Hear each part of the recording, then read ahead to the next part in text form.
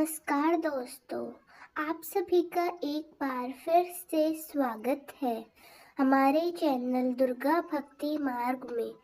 आज मैं आप सभी को सुनाऊंगी माघ माह महात्म्य अध्याय 28।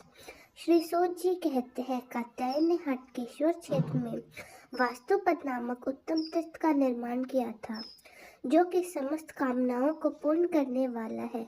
वहाँ पर 48 देवताओं की पूजा की जाती है, जो पूजित होने पर उसी क्षण सिद्धि प्रदान करते हैं। यज्ञ वल्लभ के पुत्र कात्यायन और विश्वकर्मा जी ने वहाँ संसार के हित के लिए शाला कर्मादि करके वास्तु पूजा की थी, इसलिए उस क्षेत्र में वास्तुपद नामक तीर्थ प्रसिद्ध हुआ। इसलिए हमारे धर्म में वास्तुशास्त्र को भी इतनी इम्पोर्टेंस दी जाती है। उसके दर्शन करने पर मनुष्य पाप से तथा कर्म नाश के दोष से छूट जाता है। घर में जो शिला कुस्तक्षपद और वास्तु जन दोष होते हैं, अर्थात जो वास्तु दोष घर में होते हैं, वे उस तीर्थ के दर्शन से मिट जाते हैं। यानी कि घर में चाहे कैसा भी वास्तु दोष क्यों ना हो, अगर व्यक्ति सच्चे मन से उस तीर्थ के दर्शन करता है तो उसके सभी दोष मिट जाते हैं। वैशाख शुक्ल पक्ष की तृतीय तिथि को रोहिणी नक्षत्र में महात्मा कात्यायन ने उस वास्तुपद की प्रतिष्ठा की थी। इसलिए वैसा समय आने पर जो भी मनुष्य उस विधि से वास्तुपद की पूजा करता है वह राजा होता है। शिल्प आदि की दृष्टि से दोषयुक्त और उपद्रव पूर्व घर को पाकर भी मनुष्य आदि उस तीर्थ का सहयोग प्राप्त कर ले तो उसी दिन से उसके घर में सुख शांति छा जाती है। यानी कि इन सभी तीर्थों में स्नान करने का या उनके दर्शन करने का जो महत्व बताया गया है वह एक विशेष संयोग में है। एक विशेष शुभ मुहूर्त में ही आपको करना चाहिए, तभी उसके फल की प्राप्ति होती है। श्री सूत जी कहते हैं, हे ब्रह्म ऋषियों, जिस समय स्वर्गलोक हितकारी राजा अजापाल राज्य किया करते थे, उस समय संपूर्ण व्याधियों उनके यहाँ बकरी के रूप में रहती थी। व्याधियों अर्थात बीमारियों उनके अपने अधीन सुरक्षित रखने के कारण ही वे अजाबाल कहलाते थे, और वे भी सभी बकरियों को रात में ले आकर एक स्थान पर रख देते। इसलिए उन अजाओं का अर्थात उन बकरियों का आश्रय स्थान अजागृह के नाम से प्रसिद्ध हुआ। हटकेश्वर क्षेत्र में अजाक नामक जो तीर्थ है वह दर्शन करने पर धरती के सभी मनुष्यों के पापों का नाश करने वाला है। हे विप्रो, उस क्षेत्र में एक समय कोई तपस्वी रूप भारी ब्राह्मण आया और तीर्थ यात्रा के प्रसंग से रात में वहां ठहरा। उसने उस अजावृंद को निर्भय बैठा देखकर यह अनुमान किया कि यहाँ निश्चय ही कोई मनुष्य रहता होगा, नहीं तो रात को इस वन में राक्षस से रहित पशु भला कैसे टिक सकते हैं। वह रक्षक नहीं कहीं से आता ही होगा, इसलिए मैं भी निर्भय होकर यही रहूंगा। इस प्रकार विचार करते हुए वह तपस्वी ब्राह्मण वहीं सो गया। सोते सोते उसकी सारी रात बीत गई। सोकर उठने पर वह बहुत थका सा हो गया। सवेरा होने पर जब उसने अपने शरीर को देखा तो उसने अपने आप को कोढ़ आदि रोगों से घिरा हुआ पाया। उस स्थान से एक कदम भी कहीं और जाने की शक्ति उसमें नहीं रही। उन भयंकर रोगों से युक्त होकर अब वह सोचने लगा कि क्या कारण है, मेरा शरीर अचानक ऐसा हो गया। इतने में ही वहां एक तेजस्वी पुरुष आए। उन्होंने उस अजायु के तरह तरह के नामों से पुकारा और बाएं हाथ में डंडा लेकर सबको चराने के लिए ले चला। इसी समय उसकी दृष्टि भय और रोगों से घिरे हुए उस ब्राह्मण पर पड़ी, जो कहीं भी आने जाने में असमर्थ था। तब राजा ने बड़े आदर से पूछा, हे ब्राह्मण देवता, आप कौन हैं जो इस दशा में इस स्थान पर आए हो? मेरे राज्य में तो कहीं किसी को भी किसी प्रकार का रोग नहीं है। आपने भी मेरा नाम तो सुना ही होगा। मैं ही राजा अज हूँ। लोगों के हित के लिए मैं सभी रोगों को अजा के रूप में एकत्रित कर उनकी रखवाली किया करता हूँ। आपके शरीर में जो रोग है उसे बताओ, जिससे मैं उस रोग को भी बांध लो। ब्राह्मण ने कहा, राजन, मैं तो तीर्थ यात्रा में तत्पर होकर समस्त भूमंडल पर भ्रमण करता हूँ। क्रमश घूमता हुआ इस हाटकेश्वर क्षेत्र में आया हूँ। इन पशुओं को देखकर यहाँ किसी मनुष्य की स्थिति होने की संभावना करके रात में यहीं सो गया। सवेरा होने पर जब अपने शरीर को देखा तो यह कोढ़ हाथ रोगों से घिरा हुआ देखे। हे राजन, ऐसा होने का क्या कारण है? इससे मैं तो ठीक ठीक समझ सका। जिस प्रकार मेरा शरीर निरोगी हो जाए वह उपाय करूं। तब राजा अजापाल ने उन रोगों से कहा, कितने मेरी आज्ञा भंग की है। तब वह सब रोग जो उन ब्राह्मण देवता के शरीर में प्रवेश कर गए थे कहने लगे, राजन, इस काम में आप हम लोगों पर क्रोध न करें। इस ब्राह्मण के शरीर में आज यंता, कोढ़ और खुजली, इन 3 रोगों का आवेश हुआ है और यह तीनों ही संसर्ग योग है, अर्थात संक्रम से फैलने वाले रोग है। इसमें से 2 प्रथम तो 2 अमिट है, जो कभी नाश ही नहीं कर सकते, कभी खत्म नहीं हो सकते। इन दोनों के लिए ब्रह्मा जी का शाप है, जैसे इनकी निवृत्ति नहीं होती। अतः इस विषय में आपको जो भी ठीक लगे वह करो।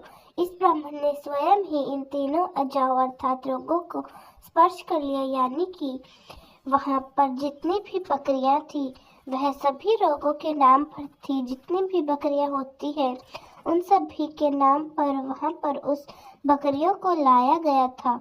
यह 3 रोगों वाली बकरियों को जब ब्राह्मण ने छू लिया तब उन्हें भी इस प्रकार के रोग हो गए थे।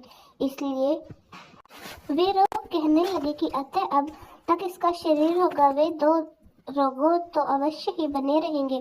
कौन से 2 रोग? राजा अक्षमा और कोढ़ राज अक्षमा टीबी को कहते हैं। टीबी की जो बीमारी हो जाती है, और दूसरा कोढ़ जिसके बारे में लोग जानते हैं। रोगों की यह बात सुनकर राजा अजपाल वहीं ठहर गए। फिर ब्राह्मण से कहने लगे, हे ब्राह्मण देवता, आपको भय नहीं करना चाहिए।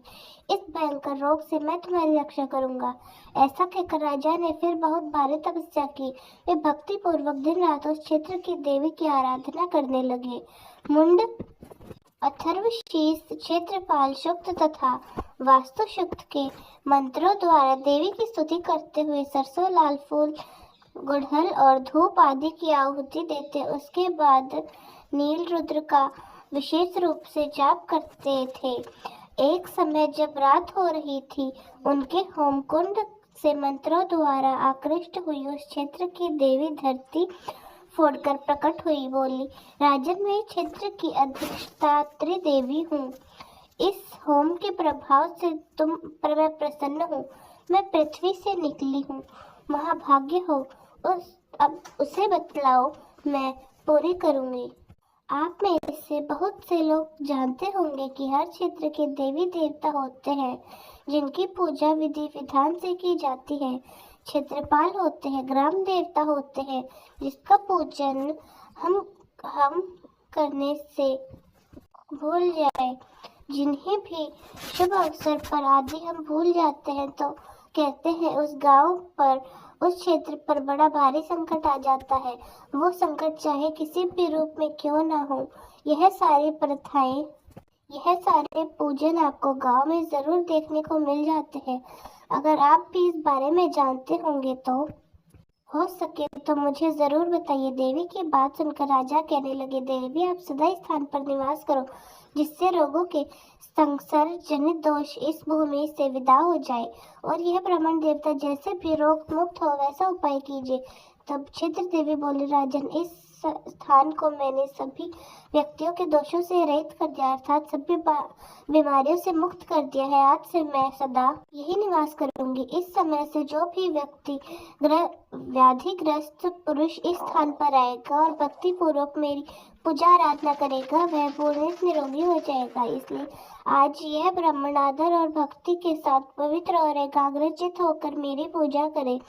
इस क्षेत्र में एक दूसरा प्रसिद्ध तीर्थ है चंद्रकूपी, और इसमें यह ब्राह्मण देवता प्रतिदिन स्नान करे। पूर्व काल में दक्ष के शाप से क्षय योग से ग्रस्त हुए महाचंद्र देव ने अपने स्थान के लिए उस कूप को प्रयोग में लाया था, अर्थात उस कुएं का, उस कुंड का निर्माण किया था। इसके सिवा यहाँ खंडशिला नाम से प्रसिद्ध एक देवी रहती है। वही सौभाग्य कूपी नामक तीर्थ है। उस कूप में स्नान करके वह खंडशिला देवी का दर्शन करे। पूर्व काल में कुष्ठ रोग से पीड़ित कामदेव ने अपने स्नान और कुष्ठ रोग के निवारण के लिए उस सौभाग्य कूपिका का निर्माण किया था। इसी प्रकार यहाँ आपस पर रसकुंड भी है, जिसमें रविवार के दिन स्नान करने से खुजली जैसे रोग भी दूर हो जाते हैं। इसके बाद ब्राह्मण देवता ने परम पवित्र चंद्रकूपिका में स्नान करके भक्ति भाव से देवी की पूजा आराधना की। 1 माह तक पूजा करने के बाद वे टीबी की बीमारी से मुक्त हो गए। इसके बाद कामदेव निर्मित सौभाग्य कूपिका का दर्शन करके उसमें स्नान करके वे खंडशिला देवी का दर्शन प्रतिदिन करने लगे। 1 माह तक ऐसा करने से उन्हें कुष्ठ रोग से भी मुक्ति मिल गई। इसके बाद रविवार को अप्सराओं के कुंड में स्नान करने से उनकी खुजली भी दूर हो गई और वह ब्राह्मण अत्यंत तेजस्वी दिखाई देने लगा। फिर उन्होंने बहुत प्रसन्न होकर राजा को आशीर्वाद दिया और उनसे विदा लेकर वे अभिष्ट स्थान को चले गए। इसके बाद राजा अज पुनः अपनी पत्नी के साथ पाताल लोक में हाटकेश्वर क्षेत्र के समीप चले गए।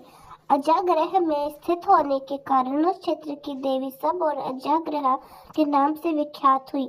आज भी राज क्षमता से ग्रस्त हुआ मनुष्य उस विधि से देवी की पूजा करता है तो वह शीघ्र ही निरोगी हो जाता है। हजारों साल पुराने यह तीर्थ कुंड बहुत सारे मुगल शासकों द्वारा नष्ट कर दिए गए हैं, जिस कारण से अब इनका अस्तित्व भी पता नहीं चलता है। बहुत सारे तीर्थ ऐसे हैं जो बहुत सुंदर कुंड ऐसे जिनका वर्णन आपको केवल पुराणों में ही सुनने को मिल सकता है, क्योंकि इनका अस्तित्व नहीं रह गया। ऐसे ही एक कुंड में जिसमें कामदेव ने स्नान करके अपने कुष्ठ रोग से मुक्ति पाई थी, ऐसा वर्णन मिलता है कि उत्तर प्रदेश के बलिया जिले में यह कुंड है। वहीं पर एक पोखरा है जिससे रानी का पोखरा नाम से अब जाना जाता है, क्योंकि नाम बदल दिए गए हैं। इसलिए आपको उनके वास्तविक रूप की जानकारी केवल पुराणों की कथाओं में सुनने को प्राप्त हो सकती है। श्री सूत जी कहते हैं, वहाँ पर ऋषियों को एक ऐसी पवित्रता की शक्तियाँ के बारे में बता रहे हैं जिससे अपनी पतिव्रता शक्ति से अपने मरे हुए पति को पुनः नवजीवन की प्राप्ति कराई जा सकती है। श्री सूत जी कहते हैं, पूर्व काल में श्रेष्ठ नगर वर्धमान परेरु शांत नाम से विख्यात एक ब्राह्मण रहा करते थे। विवेद विद्या में वे प्रवीण थे। उनके एक कन्या उत्पन्न हुई जो प्रमाण से बहुत बड़ी थी, परंतु वह कुमारी धीरे धीरे युवावस्था को प्राप्त हुई। राम से जो अधिक बड़ी थी, यानी कि अपनी उम्र के हिसाब से बहुत लंबी चौड़ी थी। किसी भी पुरुष ने जब वह लड़की बड़ी हुई तो उसका वर्ण नहीं किया, उसे अपनी पत्नी के रूप में किसी ने स्वीकार नहीं किया। इस कारण सभी लोग उस कुमारी को बड़ी बात बताकर त्याग दिया करते थे। इससे वैराग्य को प्राप्त होकर उस कुमारी ने घोर तपस्या की। इस प्रकार तपस्या में लीन हुई वह कन्या उसके समीप के एक राज संपदा उपस्थित हुए। उस समय देवराज इंद्र ने उसे प्रत्यक्ष दर्शन देकर कहा, हे शुभे, तुम कन्या अवस्था में ऋतु काल को प्राप्त हुई, इस कारण सदोष हो गई, तो अतः किसी पति का वर्ण करो जिससे पतिव्रता को प्राप्त होगी। यह सुनकर उस कन्या को बड़ी लज्जा हुई। उसने धर्मान आयु में जाकर हाथ उठाकर कहा कि अगर कोई कुलीन ब्राह्मण मेरे साथ विवाह करे तो आद्य तपस्या उसकी हो जाएगी और मैं उसका कल्याण करूंगी। यह सुनकर किसी कोढ़ी ब्राह्मण ने उसे बुलाकर कहा, अगर तू सदा मेरे कहे अनुसार चलेगी तो मैं तुझसे विवाह कर लूंगा। सुनकर कुमारी बोली, हे ब्राह्मण, तुम शास्त्र विधि से मेरा पाणी ग्रहण करो, मैं तुम्हारे प्रत्येक आज्ञा का पालन करूंगी। इसके बाद ब्राह्मण ने ग्रह सूत्रों के विधान से अग्नि और गुरु के पास उस कुमारी का पान ग्रहण किया, अर्थात उसे विवाह कर लिया। विवाह के बाद दीर्घ का ब्राह्मणी ने अपने पति से बोली, नाथ आज्ञा दीजिए, मैं इस समय आपकी क्या सेवा करूं। तब वह ब्राह्मण कहने लगा, सुंदरी, मैं तुम्हारी सहायता के लिए 68 तीर्थों में स्नान करना चाहता हूँ, अगर यह कार्य कर सको तो करो।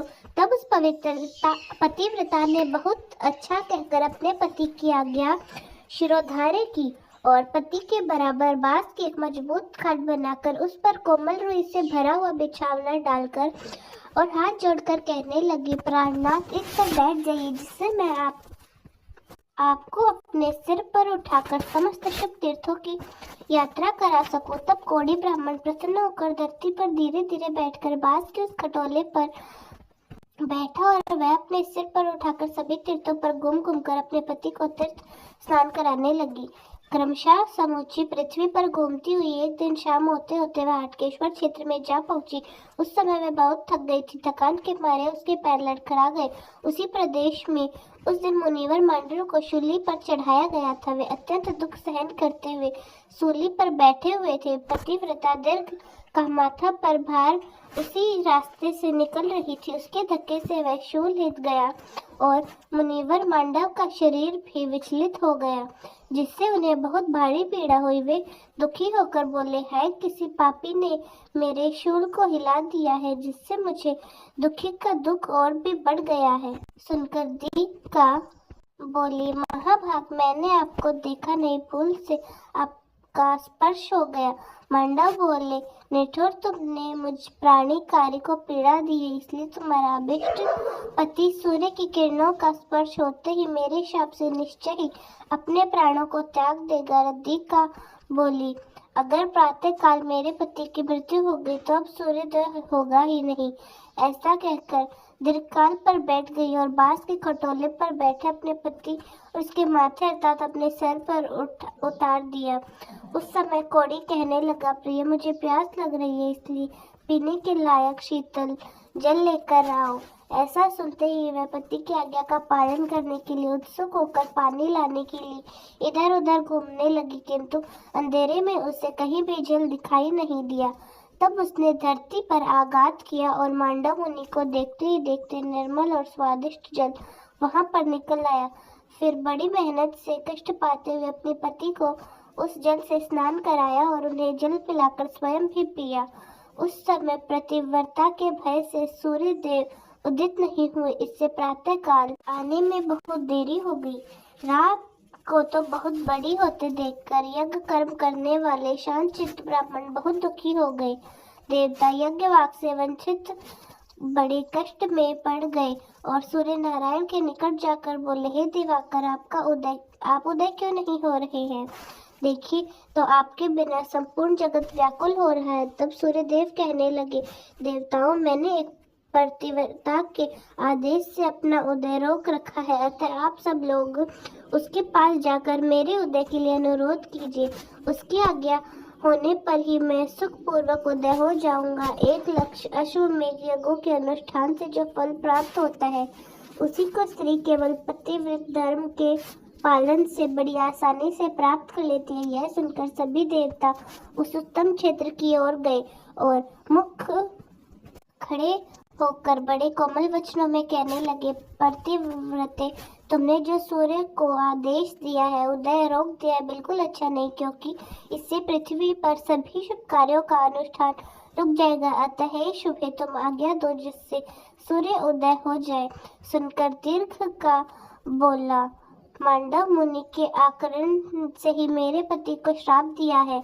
जब मेरे पति ही नहीं रहेंगे तब मुझे सूर्योदय के यज्ञ से, श्राद्ध से, दान से आदि से क्या भला प्रयोजन रह जाएगा। तब सभी देवता एक दूसरे की ओर देखकर फिर से दीर्घकाल भद्रे सूर्य देव को उदय होने दो, तुम्हारे प्रिय पति की मृत्यु हो जाए और यह सुनकर मुनीश्वर मंडी भी सत्यवादी हो जाए, अर्थात इनका वचन भी झूठा न हो। इसके बाद तुम शीघ्र ही मृत्यु के मार्ग में गए हुए तुम्हारे पति को पुनः जीवित कर देंगे। उस समय तुम्हारे पति की अवस्था 25 वर्ष की हो जाएगी और तुम भी बड़े सुंदर रूप में अपने पति का दर्शन कर पाओगी। तुम भी 16 वर्ष की सुंदर अवस्था से युक्त और कमल के समान नेत्रों वाली होकर अपनी इच्छा अनुसार मृत्यु लोक में सुख का उपभोग करोगे। यह पाप रहित मुनिवर मांडव भी शूल भेद की पीड़ा से मुक्त होकर सुख के भागीदार हो जाएंगे।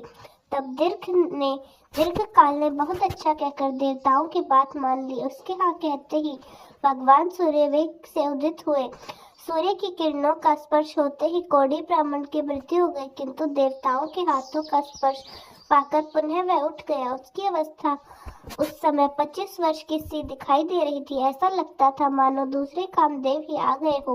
उससे अपने पूर्व जन्म की सभी बातों का स्मरण था, इसलिए इस नए जन्म से उसने बड़ा हर्ष किया। दीर्घ काल भी भगवान शंकर का स्पर्श पाकर दिव्य लक्षणों से लक्षित युवती हो गई। उसके नेत्र कमल दल के समान शोभा पा रहे थे और मुख चंद्रमा के समान मनोहर लग रहा था। फिर देवताओं ने मांडव मुनि को शूली से उतारकर मुने आप जो श्राप दिया था वह आपका वचन सत्य हो गया है। सूर्य की किरणों के स्पर्श से वह कोढ़ी ब्राह्मण मर गया। इसके बाद पुनः हमने इस स्त्री के साथ उसे तरुण जीवन प्रदान कर दिया। अब आप अपने आश्रम को पधारिए और हमसे वर मांगिए। तो दोस्तों, कैसा लगा आपको हमारा आज का अध्याय? कमेंट्स में जरूर बताएं। धन्यवाद।